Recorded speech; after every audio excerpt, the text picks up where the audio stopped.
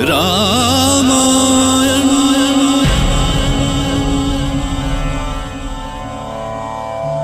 मैं काल हूं, काकभूषणी जो राम के हाथ की रोटी छीनकर आकाश में उड़े तो राम भी उड़ चले उनके पीछे।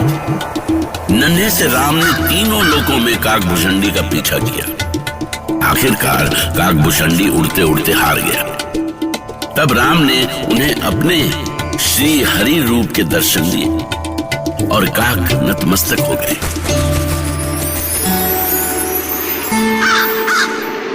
क्षमा करें प्रभु, मुझे क्षमा करें, मैंने आपके बालक रूप पर संदेह किया। इस प्रकार अपनी अद्भुत लीलाएं दिखाते श्री राम 5 वर्ष के हुए। महाराज दशरथ को उनकी शिक्षा दीक्षा की चिंता हुई और एक दिन उन्होंने कुल गुरु महर्षि वशिष्ठ को बुलवाया।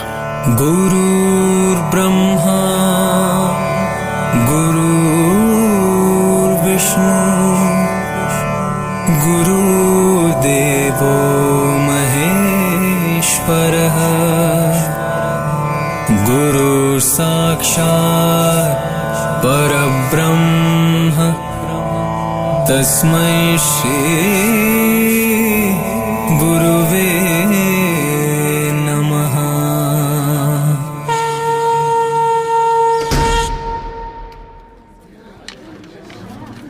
प्रणाम गुरुदेव, पधारिए। आपके आगमन से हम धन्य हुए। कहिए महाराज दशरथ, हमें किस विशेष कार्य से बुलाया? हमारे चारों पुत्र बड़े हो रहे हैं गुरुदेव। तो आप कुमारों की शिक्षा दीक्षा के लिए चिंतित हैं महाराज? आपके होते चिंता कैसी गुरुदेव, बस अब आप चारों कुमारों की शिक्षा आरंभ करें। अवश्य महाराज, मैं तो आपसे कहने ही वाला था कि अब कुमार शिक्षा के योग्य हो गए हैं। लीजिए, राम तो आ भी गए। पिताश्री पिताश्री, ये देखिए पिताश्री, ये है मेरा धनुष। हाँ, बहुत सुंदर। देखा गुरुदेव, कौशल्या प्रिय राम अभी से धनुष धारण करने लगे। उधर देखिए महाराज, राम के साथ दूसरे भाई भी धनुष लिए चले आ रहे हैं। लगता है जैसा राम करते हैं उन्हें देखकर दूसरे भाई भी वैसा ही करते हैं। आपने सच कहा गुरुदेव, राम में ही इनके प्राण बसते हैं। देखिए पिताश्री, मेरा धनुष कितना अच्छा है ना? नहीं लक्ष्मण, मेरा अच्छा है। देखिए पिताश्री। सबसे अच्छा मेरा है भरत भैया, ये देखिए। शत्रुघ्न, तुम तो धनुष पर प्रत्यंचा चढ़ाना भी सीख गए। तो अब तुम सबको धनुष चलाना भी सीखना होगा। गुरुदेव कल से ही तुम सबको अस्त्र शस्त्र की आरंभिक शिक्षा देना शुरू करेंगे। आओ चारों भाई, गुरुदेव का आशीर्वाद लो। प्रणाम गुरुदेव। जय हो, जय हो, तुम सबों की जय हो।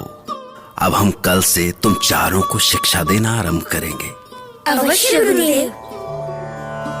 और तब अपने आश्रम में गुरु वशिष्ठ ने चारों बालकों को शिक्षा देनी आरंभ की।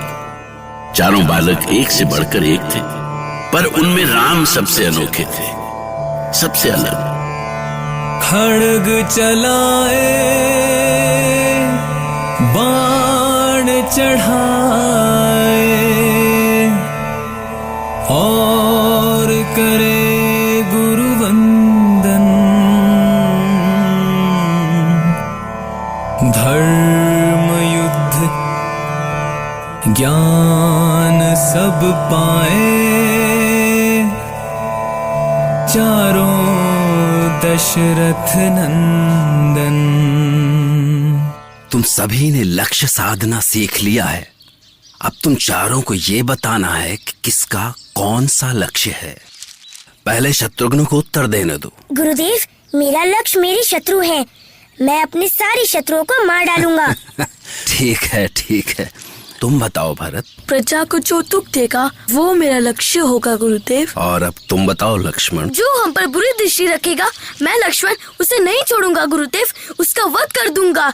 ऐसे। बहुत क्रोधी हो तुम लक्ष्मण। इतना क्रोध ठीक नहीं होता। जानते हो, क्रोध में कोई भी उचित निर्णय नहीं ले पाता है। अब तुम बताओ राम।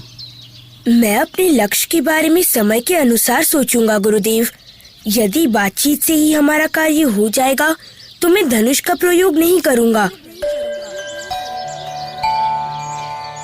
हाँ, ये तो ठीक है, पर यदि तुम राजा बनोगे तो? प्रजा की भलाई के लिए मुझे जो भी करना होगा करूँगा गुरुदेव। उसके लिए चाहे मुझे किसी भी संकट का सामना क्यों न करना पड़े। मैं तुम सभी के उत्तर से प्रसन्न हुआ। अयोध्या कुमारों ने अपनी योग्यता के कारण कम समय में ही अपनी आरंभिक शिक्षा पूरी कर ली। महाराज दशरथ अपने पुत्रों की अद्भुत कला कौशल से बहुत खुश हुए। माताओं ने गुरु के आश्रम से लौटे पुत्रों की आरती उतारी।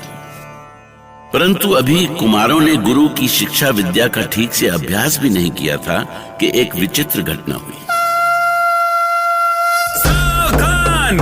महाराज गादी के पुत्र, महान तपस्वी, धर्म के रक्षक महर्षि विश्वामित्र पधार रहे हैं।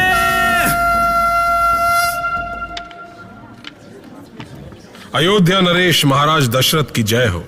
पधारिए महर्षि, आप बड़े शुभ समय पर आए हैं। आपके आशीर्वाद से सारी अयोध्या का हित होगा। हम तो सारे संसार का हित करने की इच्छा से यहां आए हैं महाराज। आपके कुमार की अद्भुत योग्यता किसी से छुपी नहीं है। उन पर आप जैसे ऋषियों की कृपा जो है ऋषिवर। कहिए, हम आपकी क्या सेवा कर सकते हैं? सेवा के पूर्व हम आपसे वचन लेना चाहते हैं महाराज। कैसा वचन महर्षि?